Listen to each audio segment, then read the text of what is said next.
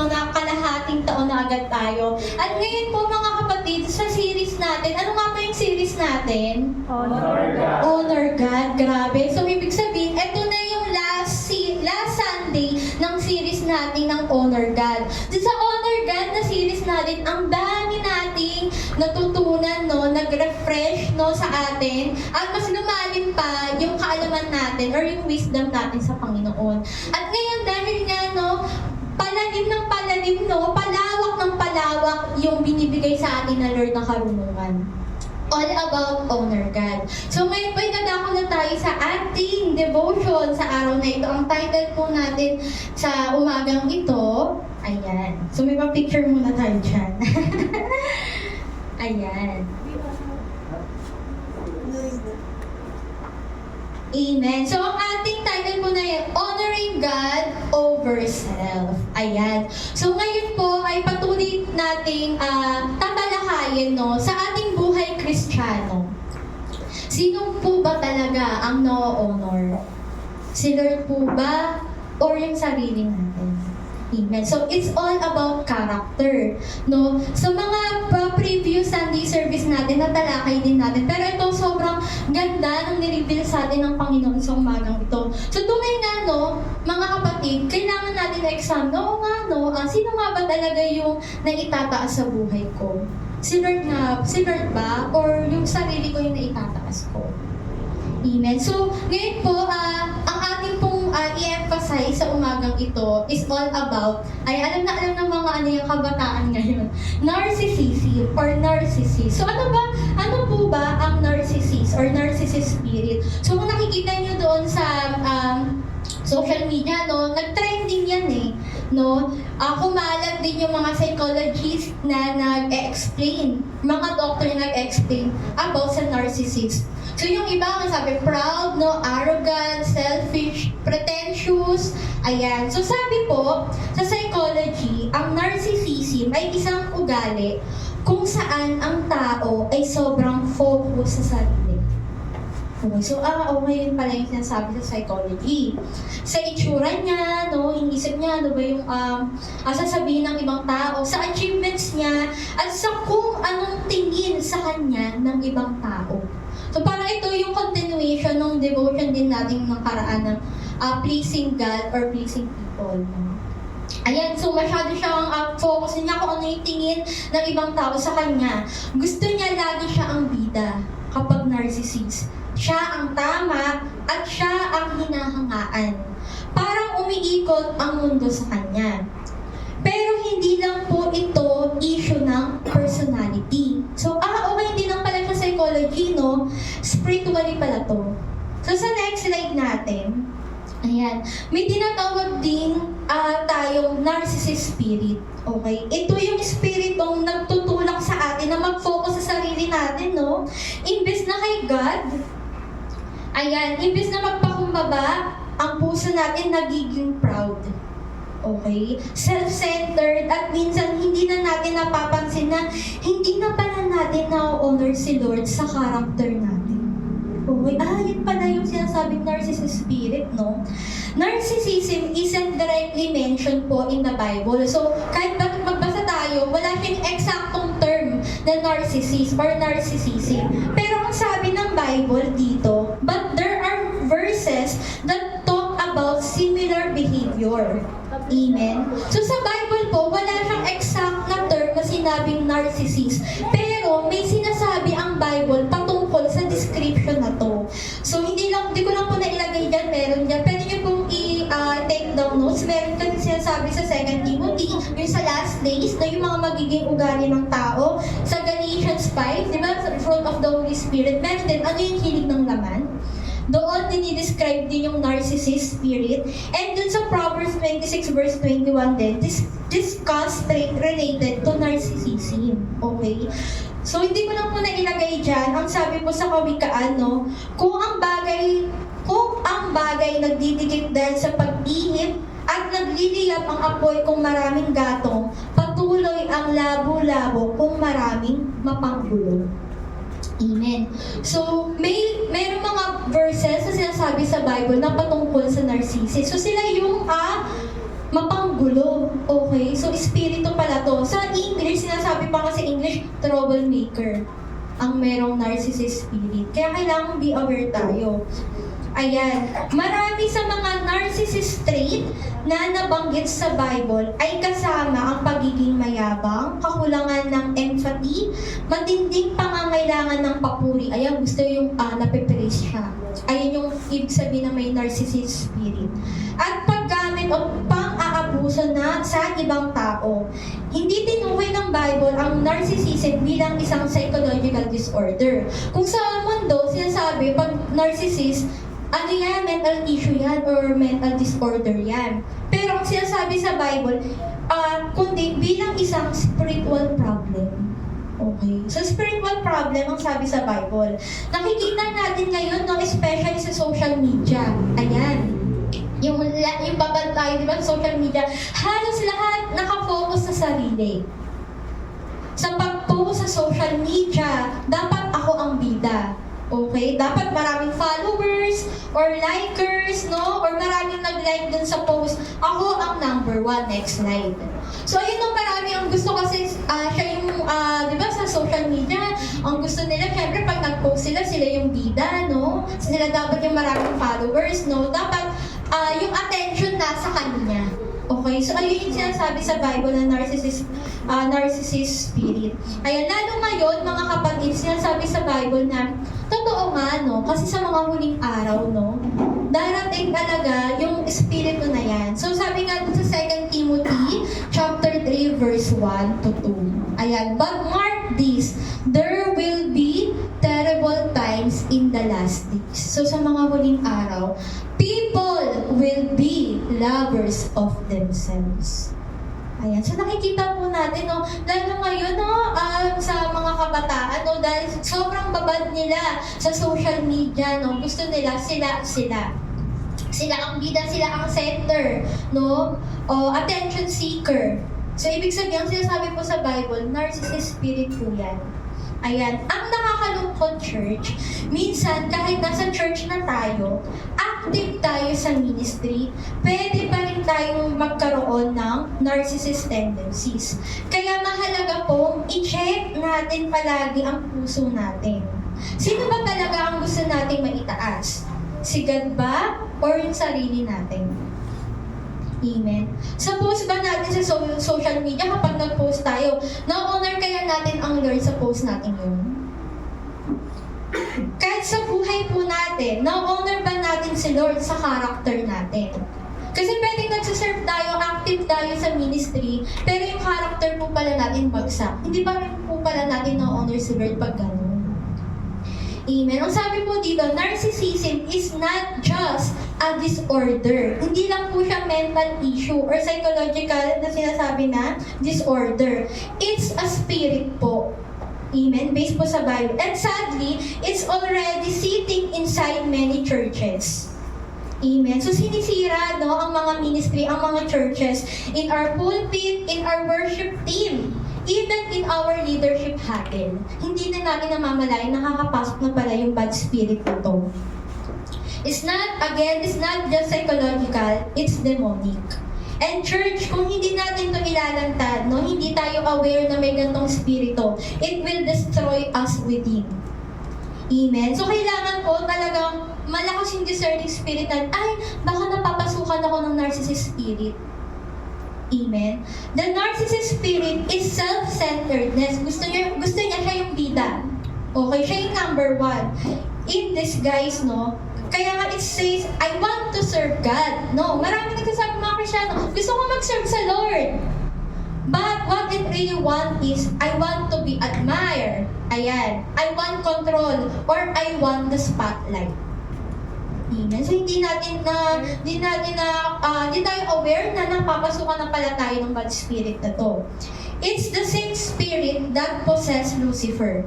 Amen. So ano pa yung sinabi sa Bible no? Sa Isaiah 14:13 verse 14. I will, no? Laging I will ascend, I will raise my throne, I will make myself like the Most High.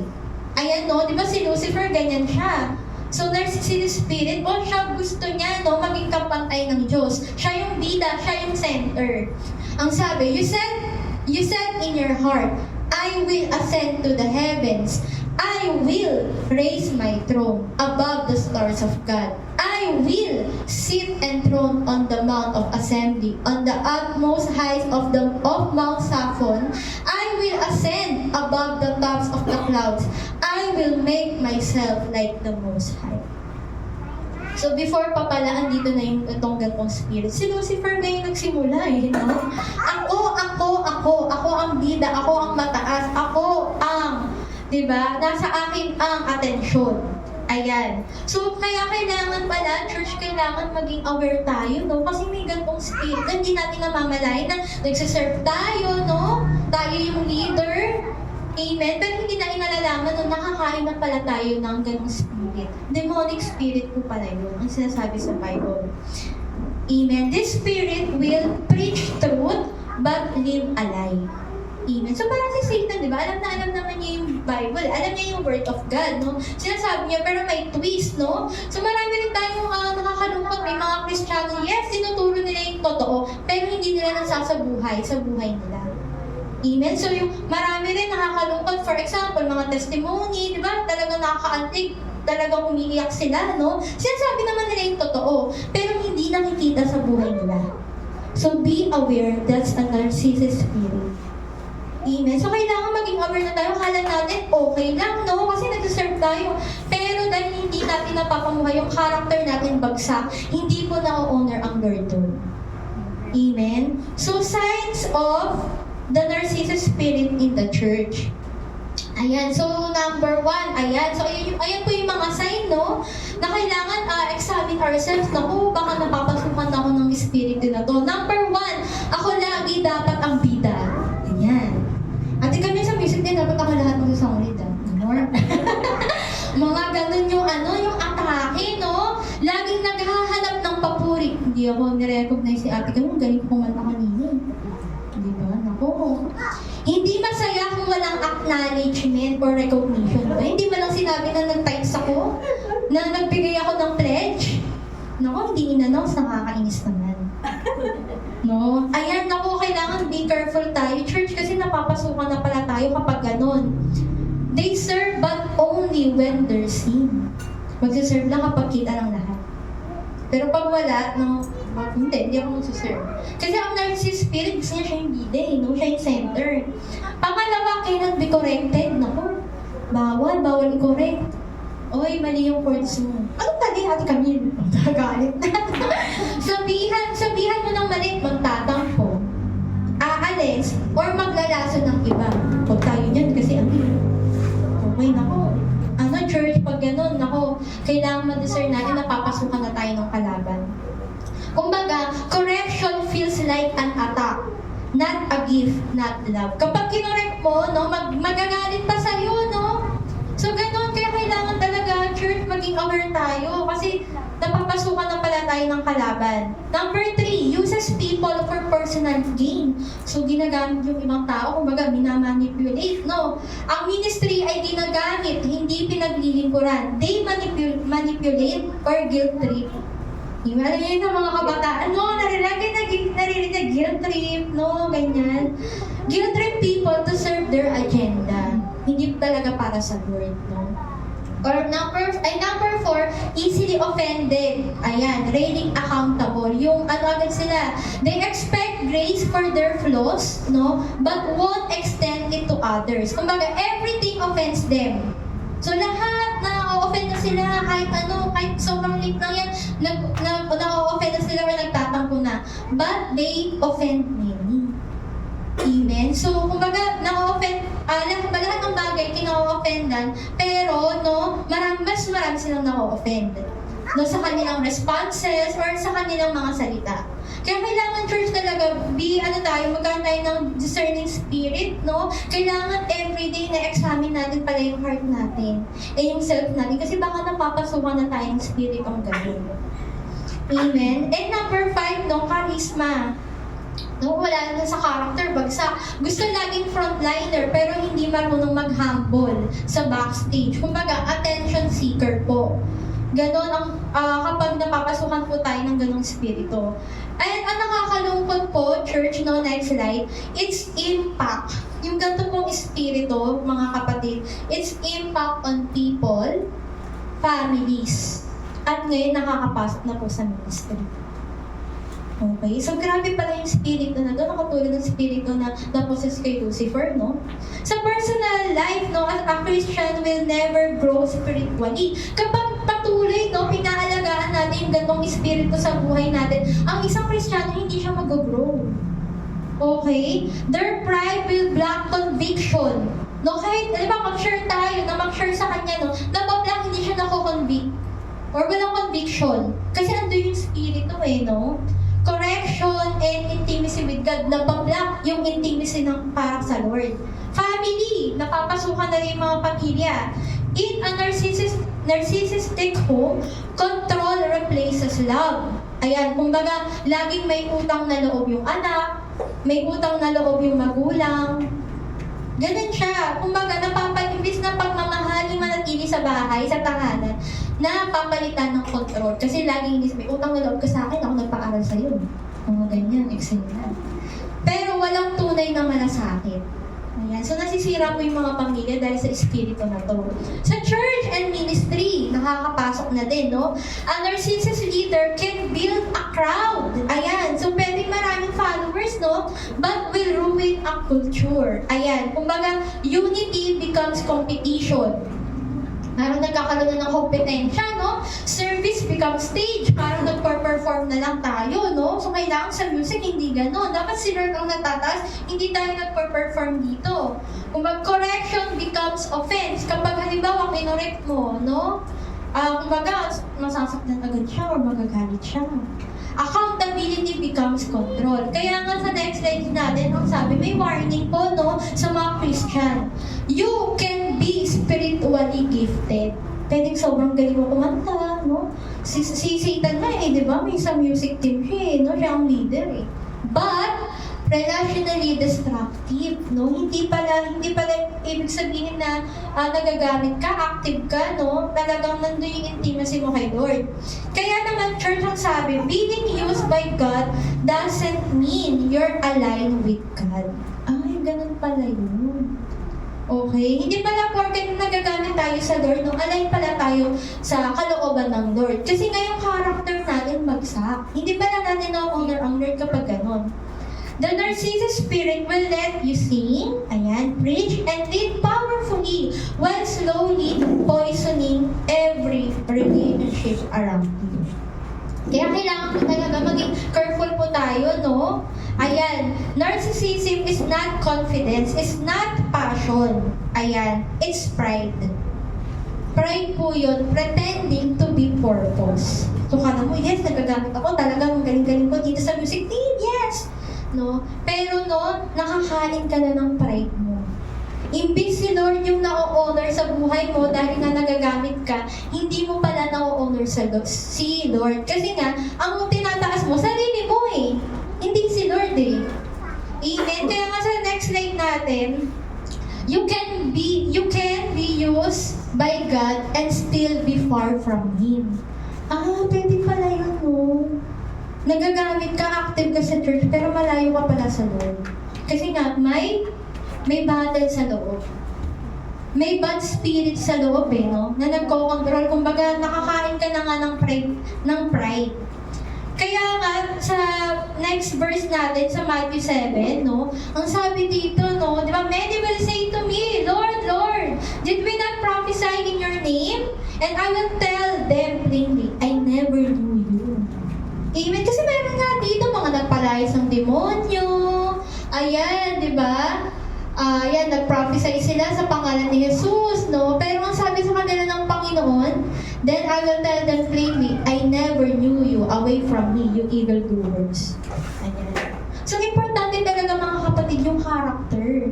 Kailangan sa character natin mismo, hindi porket active tayo sa ministry, no? Nagagamit tayo sa ministry, pero yung heart pala natin, no? May problema sa loob natin. Kailangan isuko natin yung sa Lord, no? Alisin yung pride.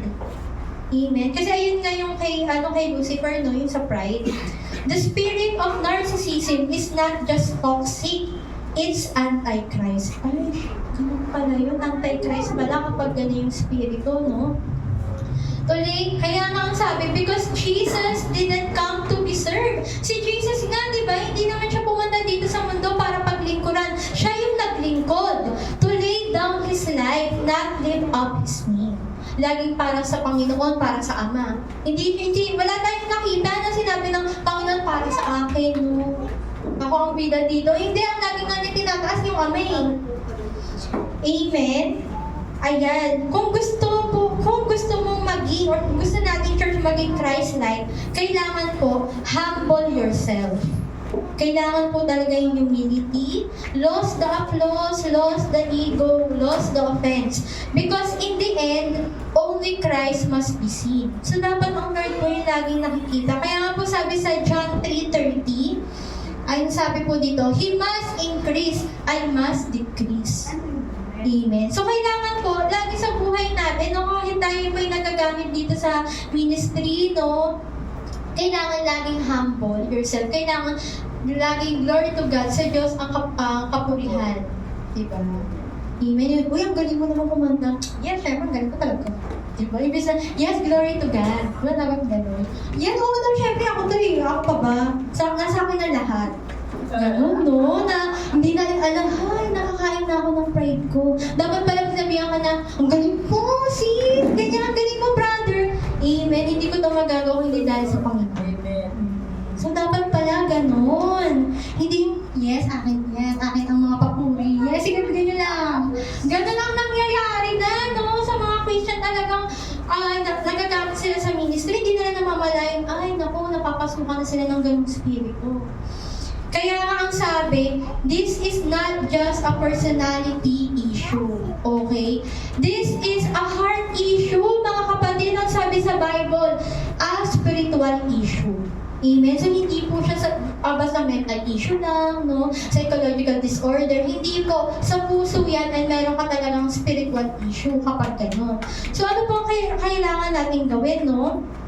Ang sabi po na if we don't confront the narcissist spirit in the church, it will continue to break families. Kung hindi pa lang po tayo church aware na may gantong spirito, masisira yung pamilya.